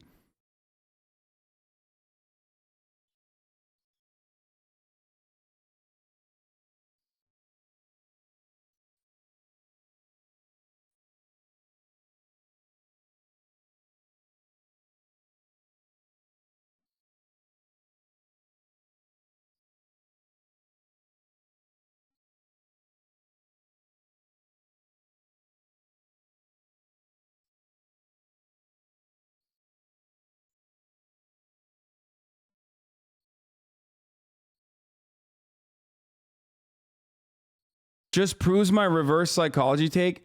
Dude, you are literally a fucking idiot, dude. How can you will never understand that you will never understand that you are so in the wrong if you look to this and you go, yeah, no, actually, like I'm right. This proves it's like reverse psychology. You're purposely fucking bruising your brain in the same way that like QAnon supporters are, right? Do you not see that? You are faced with information that completely counteracts everything that you have been agitating for the past month. And then you turn around and you go, no, I'm still right, actually, because, you know, the entire time I was saying Russia is legitimately interested in fucking invading Ukraine, full-scale invasion.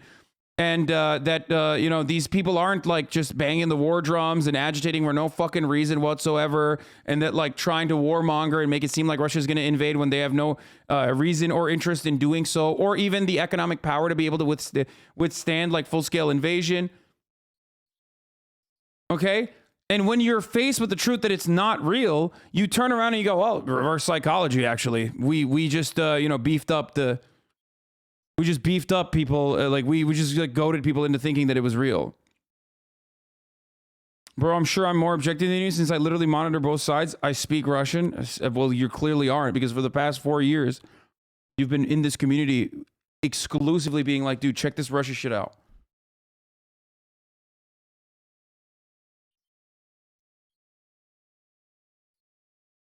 I think Moldovan Mamaliga and I both agree that NATO is anti-Russia. Russia wants to take the Ukrainian eastern territories, and it looks like NATO is successfully backing down Russia. Dude, you're literally doing that fucking meme where it's like the champagne shower. Russia never was going to invade Ukraine, and that's precisely why they didn't invade Ukraine. Only one side was saying they're going to invade Ukraine. Russia still has the eastern territories, okay, where they're offering material support to the fucking separatist people. They still have fucking Crimea. You haven't done shit. You didn't even fucking bring Ukraine into NATO. And then you're still saying we did this on ourselves. We did this by ourselves. We did this.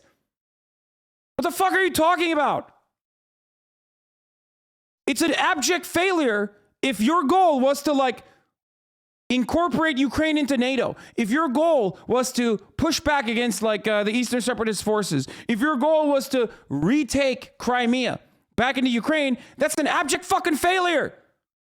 The only thing that happened is America literally pissed, shit, and farted itself by lying regularly and claiming that a war was imminent when no war fucking came. And now you're saying, well, no war came because we kept saying war is imminent. And you're still advancing that narrative as though you won this fucking argument.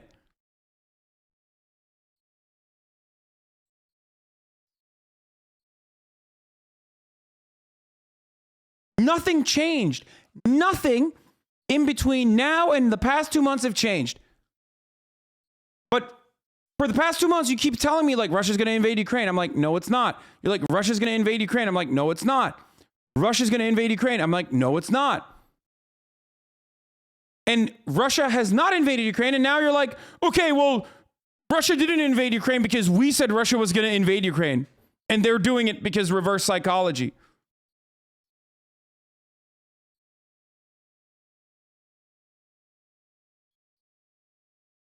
I kept saying, diplomatically dealing with this is infinitely better than fucking posturing as the war is going to happen. Okay? You are no different than a fucking QAnon supporter at this point. And the people who are worse off than ever are the people of Ukraine. Okay? They are the ones who are getting long dicked by everyone, okay?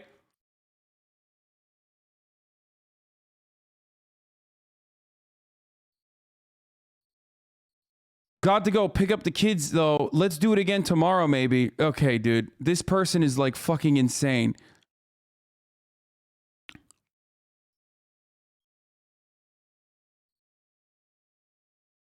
Was being ironic. Was the Western imperialism in this situation? I'm not clear on this. Russia is a country massing troops, and if Russia doesn't do anything, then nothing is going to happen. I mean, if Russia doesn't invade, nothing happens, so I don't really know why we're talking about NATO imperialism. Like, Russia should... By the way, remember, this motherfucker literally said NATO now, this is months ago, but he now admits NATO is an anti-Russian, pact. An anti-Russian org.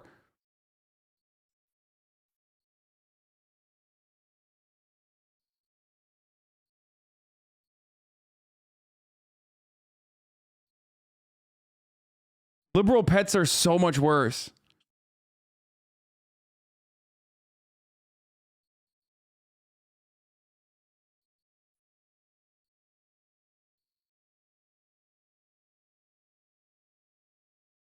What about Russia stockpiling medical materials and building medical camps close to the border? That wasn't real. That was fucking made up.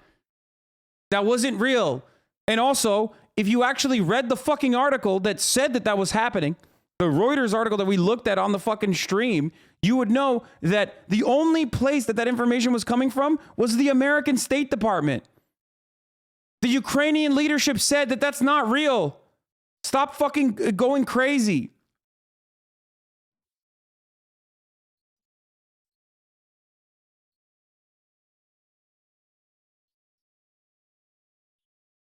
For the record, it's very personal for me because, like, I'm very disappointed in seeing so many people in this community of all fucking places behave this way. That's why I keep, like, pushing back over and over and over again. Hasan, this is kind of a dumb take. Putin clearly intended to do to Ukraine what he did to Georgia, threaten military annexation and coerce certain outcomes in their domestic politics that are advantageous to him. He certainly would have started a war if he thought he could get away with it, but in Georgia, he wouldn't try to outright conquer Ukraine. I'm so confused by what you're stating here. Of course, a regional superpower or a regional power is going to try to manipulate its fucking neighboring country. And the prior administration was pro-Russia, okay? And this administration has gone back and forth, but is mostly pro-West, okay? But what you're describing is not meeting the fucking standard for, like, American involvement or building a fucking NATO base and turning Ukraine into a forward operating base for Western nations to threaten Russia on a moment's notice.